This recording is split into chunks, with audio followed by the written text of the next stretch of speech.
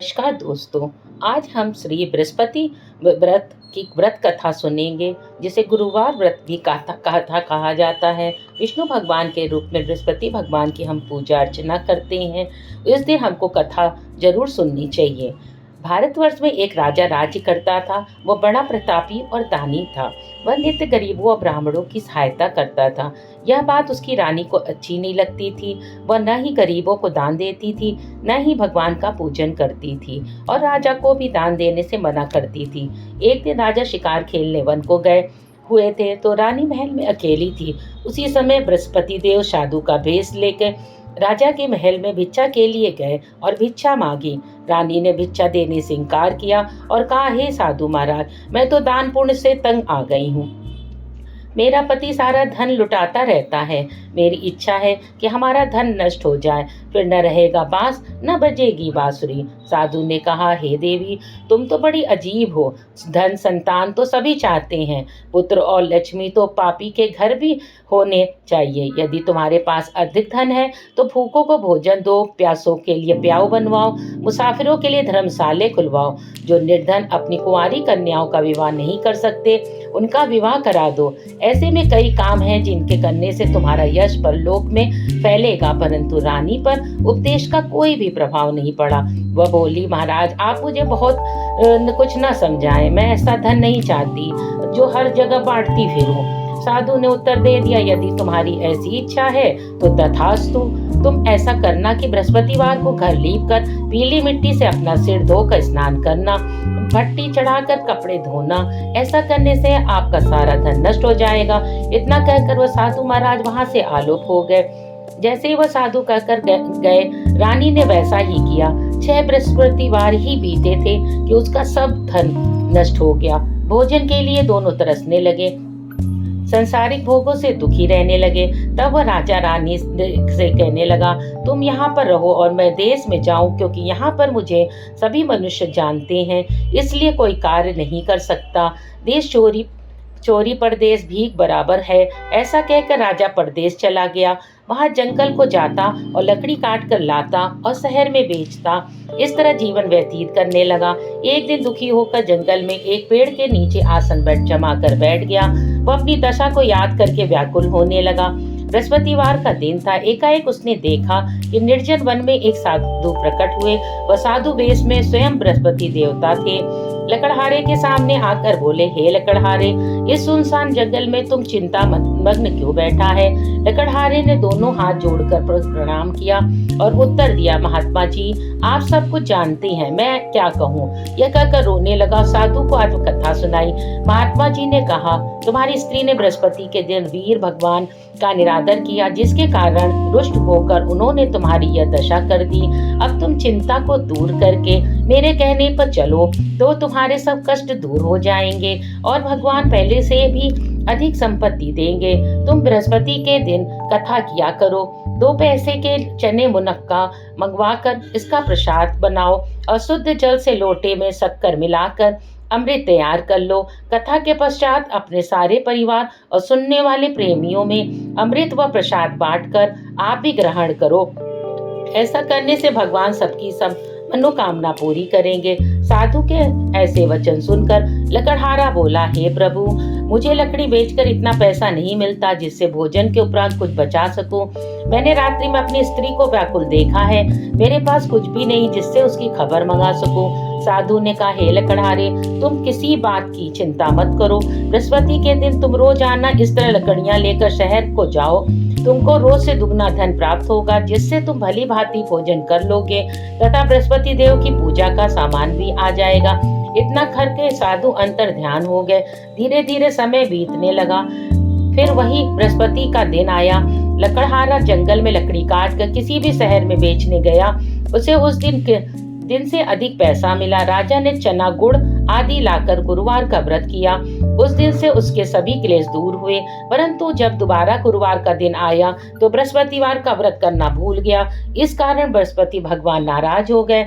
उस दिन से उस नगर में राजा ने विशाल यज्ञ का आयोजन किया तथा शहर में यह घोषणा करा दी कि कोई भी मनुष्य अपने घर में भोजन न बनवाए, न आग जलावे, समस्त जनता मेरे यहाँ भोजन करने आवे। इस आज्ञा को जो न मानेगा उसके लिए फांसी की सजा दी जाएगी। इस तरह की घोषणा संपूर्ण नगर में करवा दी गई। राजा की आज्ञा अनुसार शहर के सभी लोग भोजन करने गए, लेकिन लकड़हारा कुछ देर से पहुंचा, इसलिए राजा उसको अपने साथ घर लिवा ले गए और ले जाकर भोजन करा रहे थे तो रानी की दृष्टि उस खूंटी पर पड़ी जिस पर उसका हार लटका हुआ था। वो वहां पर दिखाई नहीं दिया। रानी ने निश्चय किया कि मेरा हार इस मनुष्य ने चुरा लिया है। उसी समय सिपाहियों को बुलाकर उसको कारागार में डाल दिया।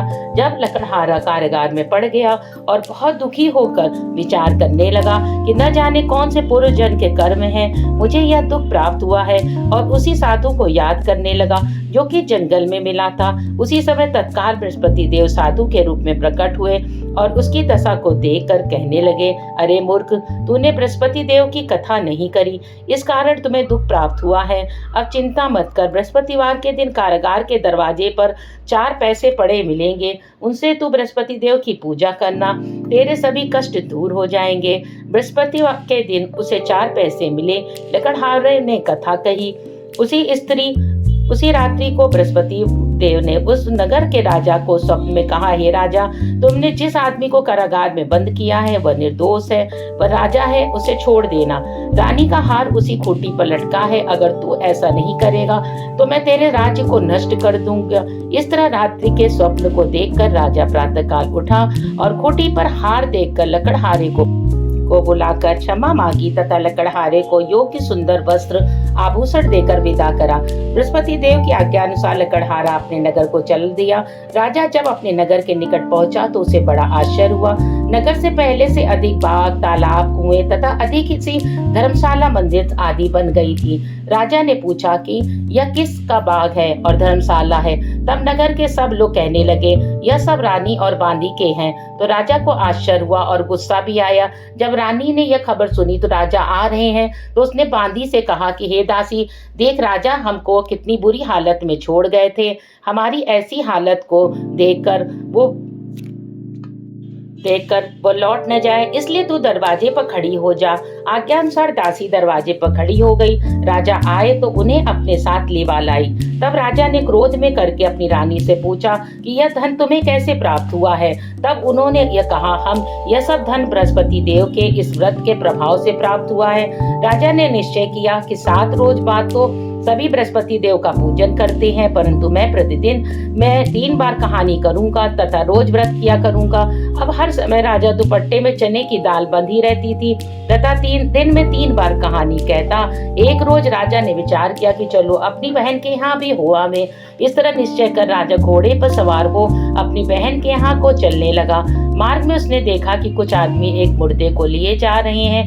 उन्हें रोककर राजा कहने लगा, अरे भाइयों, मेरी बृहस्पति देव की कथा सुन लो। वे बोले, हमारा तो आदमी कर गया है और आपको कथा की पड़ी है। परंतु कुछ आदमी बोले, अच्छा कहो, हम तुम्हारी कथा भी सुनेंगे। राजा ने दाल निकाली और जब कथा आंधी हुई तो मुर्दा हिलने लग गया, और जब कथा समाप्त हो गई तो राम राम करके मनुष्य उठ के खड़ा हो गया। आगे मार्ग में उसे एक किसान खेत में हल चलाता मिला। राजा ने उसे देख उससे बोला, अरे भैया, तुम मेरी बृहस्पति की कथा सुन लो। किसान बोला, जब तक मेरी कथा सुनूंगा तब तक 4 हरैया जोत लूंगा, जा अपनी कथा किसी और को सुनाना। इस तरह राजा आगे चलने लगा। राजा के हटते ही बैल पछाड़ खाकर गिर गए तथा उसके पेट में बड़ी जोर का दर्द होने लगा। उस समय उसकी माँ रोटी लेकर आई। उसने जब यह देखा तो अपने पुत्र से सब हाल पूछा और बेटे ने यह हाल कह दिया कि बुढ़िया दौड़ी दौड़ी चली आई और घुड़सवार के पास गई और उससे बोली कि ये तेरी कथा सुनूंगी, तू अपनी कथा मेरे खेत पर चलकर ही कहना। राजा ने बुढ़िया के खेत पर जाकर कथा कही, जिसके सुनते ही वह बैल उठ खड़े हुए तथा किसान के पेट का दर्द भी बंद हो गया। राजा अपनी बहन के घर पहुंचा। बहन ने भाई की खूब मेहमानी करी। दूसरे रोज प्रातःकाल जागा राजा और तो वह देखने लगा कि सब लोग भोजन कर रहे हैं। राजा ने अपनी बहन से कहा, ऐसा कोई मनुष्य है जिसने भोजन नहीं किया हो, मेरी बृहस्पतिवार की कथा सुन ले।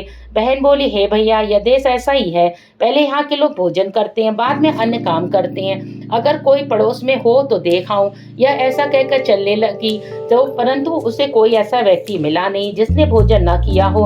अतः वह एक कुम्हार के घर गई जिसका लड़का बीमार था।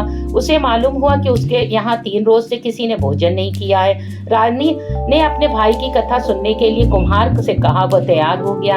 राजा ने जाकर बृहस्पतिवार की कथा कही, जिसको सुनकर उसका लड़का ठीक हो गया। अब तो राजा की प्रशंसा होने लगी।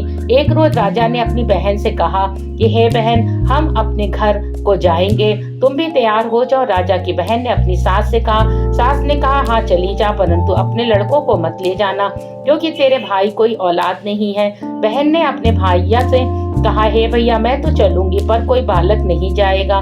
राजा बोला, जब कोई बालक नहीं चलेगा तब तुम क्या करोगी? बड़े दुखी मन से राजा जब अपने नगर को लौट आया तो राजा ने अपनी रानी से कहा कि हम निर्वंशी हैं और हमारा मुंह देखने का धर्म नहीं है, कुछ भोजन आदि नहीं किया। रानी बोली, हे प्रभु, बृहस्पति देव ने हमें सब कुछ दिया है, हमें औलाद अवश्य देंगे। उसी रात को बृहस्पति देव ने राजा से स्वप्न में कहा, हे राजा, उठ, सभी सोच त्याग दे, तेरी रानी गर्भ से है। राजा की यह बात सुनकर बड़ी खुशी हुई। 9वें महीने में उसके गर्भ से एक सुंदर पुत्र पैदा हुआ। तब राजा बोला, हे रानी, स्त्री बिना भोजन के रह सकती है, बिना कहे नहीं रह सकती। जब मेरी बहन आवे तुम उससे कुछ मत कहना। रानी ने सुनकर हाँ कर दी। जब राजा को की बहन यह शुभ समाचार सुनकर वह बहुत खुश हुई और बधाई लेकर अपने भाई के यहाँ आई। तभी रानी ने कहा, घोड़ा चढ़कर तो नहीं आई, गधा चढ़ी आई। राजा की बहन बोली, भाभी, मैं इस प्रकार न कहती तो तुम्हें औलाद कैसे मिलती? बृहस्पति देव ऐसे ही है, जैसी कि जिनके मन में कामनाएं हैं सभी को पूर्ण करते हैं। जो सद्भावना पूर्वक बृहस्पतिवार का व्रत करता है और कथा पढ़ता है और सुनता है, उसको दूसरों को सुनाता है, बृहस्पति देव उसकी मनोकामना को पूर्ण करते हैं। भगवान बृहस्पति देव उनकी सदैव रक्षा करते हैं। संसार में जो सदैव सद्भावना से भगवान की पूजन व्रत सच्चे हृदय से करते हैं और उनकी सभी मनोकामनाएं पूर्ण करते हैं, जैसे सच्ची भावना से रानी और राजा ने अपनी कथा का गुणगान किया और उनकी सभी इच्छाएं बृहस्पति देव जी ने पूर्ण की थी। इसलिए पूर्ण कथा सुनने के बाद प्रसाद लेकर जाना चाहिए, हृदय में उनका मनन करते हुए जयकारा लगाना चाहिए और अंत में बोलो, बृहस्पति देव की जय, भगवान विष्णु भगवान की जय। और फिर हमको आरती बृहस्पति भगवान की करनी चाहिए। ओम बृहस्पति देवा। और अगर आपने हमारे चैनल को सब्सक्राइब नहीं किया है तो सब्सक्राइब कर दे, लाइक कर दे। इसी तरह कथा हम हमें लाते रहें। धन्यवाद।